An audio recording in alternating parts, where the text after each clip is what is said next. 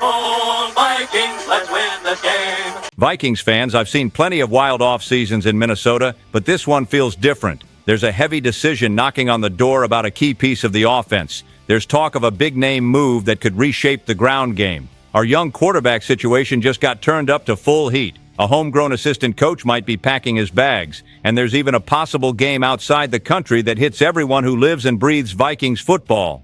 That last story, yeah, it cuts straight into pride and the future at the same time. Stick with me to the end. But before we crack open every detail, real quick, if you're not subscribed, hit that button. It's free and it helps this community a ton. Drop a comment with how you're feeling about this team right now. This is our space. All right, let's jump in. Look, this part of the offseason hurts because it messes with identity. We're talking about running with purpose, bleeding the clock, and taking pressure off the quarterback. But the money is screaming. And when the money screams, even a guy who delivers on Sundays becomes a cut conversation. The name right in the middle of it is Aaron Jones. He showed up in 2024, and when he's been healthy, he's been that reliable back. It's not just yards, it's the way he finds a tiny crease and turns it into a solid gain. In Vikings numbers, he's already totaled 1,686 rushing yards and 7 rushing touchdowns. He's also chipped in through the air with 3 receiving touchdowns. That's not nothing. Then comes the gut punch. 2026 puts a massive number on the table. His cap hit sits around $14 million, and he turns 32 in December. A running back at that age is always walking a tightrope, and with Minnesota roughly $40 million in the red, every decision turns into a painful who stays, who goes. The argument floating around is simple. If you cut Aaron Jones, you free up something like $6.8 million. There are analysts saying it's obvious to do it, and I get the logic. In 2025, he dipped in a few metrics: less explosiveness, less production per touch, less of that burst that makes the stands pop. And let's be real, his health has never been a total lock. But I look at that and think, okay, cut him. Then who are you running with? You're going to put the whole offense on a kid's shoulders? You're going to depend on a perfect scheme every single Sunday? We've suffered through the run game disappearing at the worst possible time way too often. And then the fans in purple and gold are left with that bitter feeling of, not this again. To me, there's a middle path. Renegotiate, lower the number now, and tie bonuses to performance. That cuts the cap pressure and still keeps experience in the locker room. And if the plan is to split carries with a more physical back, even better. Aaron Jones doesn't need 25 carries a game. He needs to be efficient when it matters. Now if he does walk, there won't be a shortage of callers. Detroit, San Francisco, and Arizona have already been named as possible destinations. Detroit would be the extra emotional knife twist because it's the division. Seeing Aaron Jones on the other sideline would feel beyond weird. In San Francisco, the talk is splitting work with an aging Christian McCaffrey and keeping the engine running. In Arizona, it would be that insurance move if the James Conner situation changes and Trey Benson doesn't become a sure thing. And here's my reaction as an older fan. I don't want to see Aaron Jones leave, not like this. But you also can't pretend $14 million is pocket change. That's the real offseason fight. Heart versus spreadsheet. And when that battle shows up, the spreadsheet usually wins. Tell me in the comments, are you cutting Jones or are you trying to renegotiate him down to the bone? Because that pulls us into another big conversation. If the Vikings move on from that primary running back role, there's a name on the league radar that a lot of people are connecting to Minnesota. And that guy could change the explosive level of this offense. Sometimes the whole running back topic turns into dominoes. You move one piece and the rest starts falling. And that's why this conversation is on fire. If Minnesota decides to tighten the belt, the fan base immediately starts looking at the market and thinking, okay, so who comes in to carry real weight in this run game? Then a name pops up that just hearing it sparks something in your head. Kenneth Walker III. His future in Seattle looks a little cloudy, and there are big voices in American sports media saying Minnesota could be a very real landing spot for him. It's not just a rumor tossed into the wind. It's a roster fit read, you know? The point is simple. The Vikings didn't have anyone rush for more than 1,000 yards, and if the plan really is to put J.J. McCarthy in the driver's seat in 2026, you need balance. You need a real threat on the ground. Otherwise, the kid becomes an easy target. Defenses get comfortable, and then defend the North turns into more talk than reality. A former player, Robert Turbin, said it straight.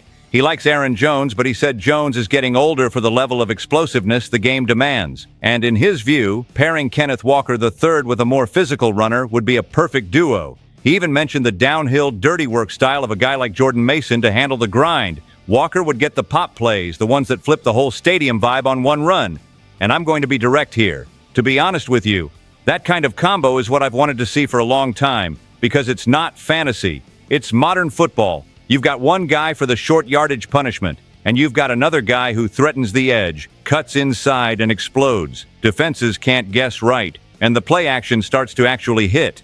But there's a catch. All of this depends on what Seattle does and what Minnesota is willing to pay. And there's also the tag detail. The word out is that the Seahawks wouldn't be inclined to use either the franchise tag or the transition tag on Walker. If that's true, the market opens. And when the market opens, competition shows up. Then you're battling other teams. You're battling price. You're battling agent ego. And as if that wasn't enough, this story pulls another live wire. The quarterback mess. Because at the same time people are talking about Walker in Minnesota, there's smoke about a veteran coming in to compete for the job. And then the louder chatter started involving Kyler Murray. An analyst said Minnesota is the kind of place that rehabilitates quarterbacks. The argument is that Kevin O'Connell's system clears a guy's head, and that if Arizona really decides to cut Murray because the contract is tough to move, he could hit the market. I'm not saying that's definitely happening. I'm saying the smoke is real. And where there's smoke in February, sometimes there's fire in March. And that changes everything. Because a running back like Kenneth Walker III isn't just another guy. He's a message. It's the team saying, we're going to run with power and win right now. And if that message is real, the next question is heavy. What does that mean for the plan with McCarthy? Because there's a story growing behind him that's moving from forums into major media. And when it becomes a national conversation, my friend, you can't pretend it's just noise anymore. This has already moved past internet noise. When the talk hits major shows and turns into a national debate, the pressure changes shape. The locker room feels it, the stands feel it, and the front office knows one bad sentence can turn into a storm. The center of the discussion now is J.J. McCarthy. And this isn't light criticism. The idea that gains steam is heavy. Maybe he needs a fresh start away from Minnesota. We're talking about a young quarterback, a high draft pick, in a system that's considered quarterback-friendly. That's exactly why the comment hits hard. When even a respected analyst starts treating a change of scenery as a possibility, you can't pretend it's just background noise. The logic line is clear. It's not that McCarthy has no talent, it's that the context might be squeezing him too hard. And here's what hits people who wear purple and gold in their bones. If the environment is good, if the coach has a track record of getting more out of quarterbacks, why hasn't it clicked yet? That question echoes, and it echoes loud. There are numbers that feed this fire. The Green Bay game in 2025 was one of those you struggle to swallow. Not many yards, picks, constant pressure. In the snapshot of his first starts as the guy, the statistical balance was negative. More mistakes than big moments. That creates doubt, and doubt in the National Football League is expensive. Let me be crystal clear. The bigger problem isn't just performance, it's time. Minnesota has roster pieces that are ready to compete right now, and if the team feels like it's going to waste another year waiting for the quarterback to develop, the temptation to find an alternative grows. And once you talk about an alternative, the rest of the league reads it as a message. The translation is automatic, partial confidence. If this escalates into trade talk, there are very practical factors. The March window forces decisions. You can't wait forever, and you don't move a young quarterback unless you've got a solid week one plan. You have to look convinced. You have to avoid the smell of desperation. You have to know who takes over if you make that move. That's why scenarios started popping up involving another quarterback coming back in the deal, not simply shipping McCarthy out for future draft picks. One floated example was a scenario where Mac Jones would be on the other side of the agreement. The logic would be reducing immediate risk while another team bets on the young quarterback's ceiling. That's not confirmation of anything, but it shows how the league thinks. And here's the part that bothers me the most. If internal messaging shifts from confidence in development to we're evaluating competition, the external narrative takes on a life of its own. The pressure climbs, the conversation grows, and then every bad game becomes proof of the theory. Tell me what you'd do in that delicate spot. Would you ride with the development and accept the risk? Or would you bring in a veteran to stabilize things right now? Because while this discussion is boiling, there's an outside team trying to mess with our staff, and that can directly impact the path of any quarterback wearing purple and gold. There are things that don't show up on the scoreboard, but decide a season. It's behind the scenes. It's meeting rooms. It's that assistant who spends hours sharpening details while everyone else is staring at Sunday. And when another team starts circling that kind of person, I go on alert. because coaching stability matters a lot, especially in a year loaded with pressure. The name this time is Jordan Traylor. He's an offensive assistant with the Vikings. Young, 33, and he's already built a reputation as a promising guy inside the building. He's not a famous coordinator, he's not the face at the podium, but he's one of those who works directly with quarterbacks and understands the system from the inside. And now the Las Vegas Raiders have asked for permission to interview him for their quarterback's coach job. Behind that interest is Clint Kubiak, the Raiders' new head coach. He worked with Traylor before, and in the National Football League, those connections matter. When a coach takes over a new team, he usually brings in people he trusts, and Traylor fits that profile exactly. Young, respected, and with experience alongside Kevin O'Connell and even a stint under Sean Payton. That resume carries weight. Let me be crystal clear, this is concerning. Not because the offense was perfect in 2025, far from it, but because quarterback development became the top priority in Minnesota. Whether it's helping J.J. McCarthy take the leap or integrating any veteran who arrives, losing someone from that offensive core right now can scramble the process. Continuity matters, internal language matters, daily trust matters. There's also a detail that makes this job even more attractive. The Raiders have the #1 pick in the 2026 draft, and the name most connected to that pick is quarterback Fernando Mendoza.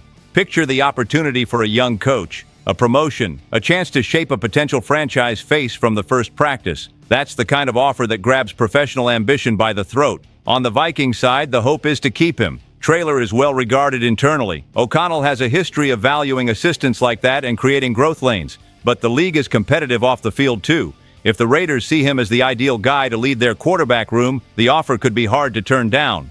And you can't minimize this by saying it's just an assistant. Anyone who lives and breathes Vikings football knows these guys spend more time with players than most people realize. They tweak mechanics, they correct reads, they build confidence after a bad game. Sometimes they're the difference between a slump and a full-blown crisis. There's no hire confirmed yet. It's just an interview request. But in the National Football League, when it starts like that, it can move fast. And losing a key coaching piece in the middle of quarterback turbulence would be one more element in an offseason that's already loaded. While the front office tries to keep talent inside the building, another story pops up that hits logistics, pride, and the calendar. And this one involves international travel that could put Minnesota on a global stage again. When the National Football League moves an international game around, I always feel two things at once. Pride, because the world looks at the league and sees the brand, and concern because it messes with routine, travel, prep, time zones, and wear and tear.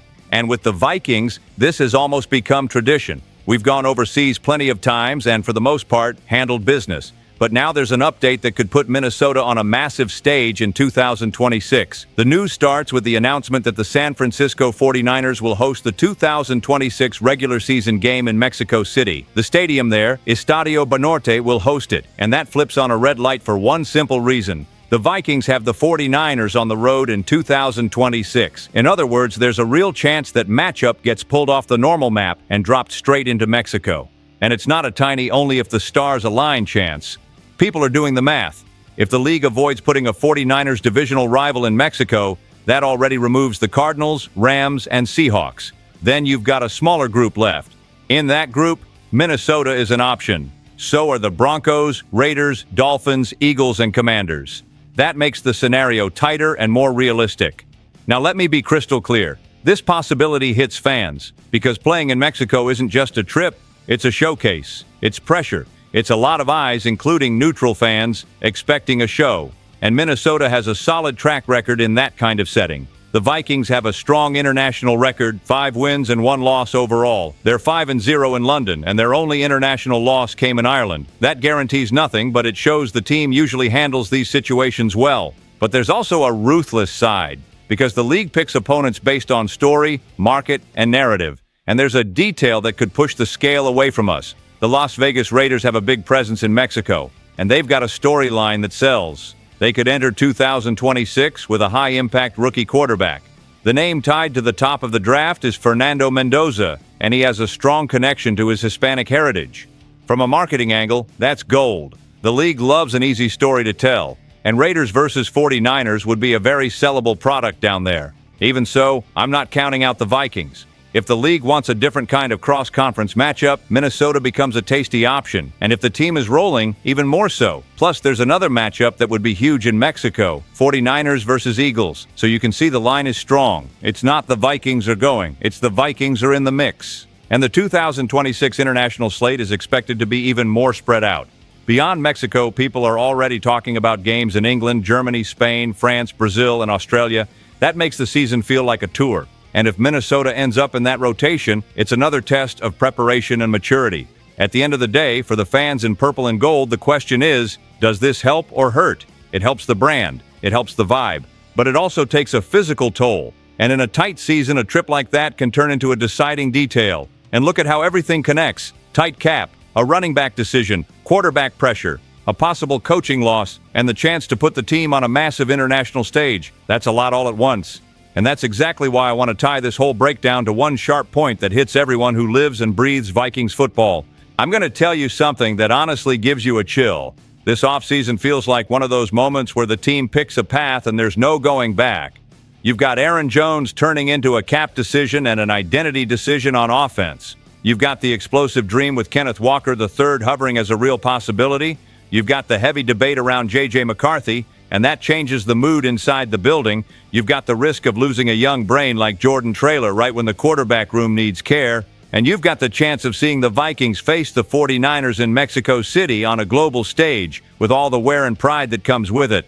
My take is bold, but it's what I feel. If Minnesota nails two of these decisions, this team can make a real push. If they whiff, the season can tilt into chaos before week 1 even arrives. It's that simple.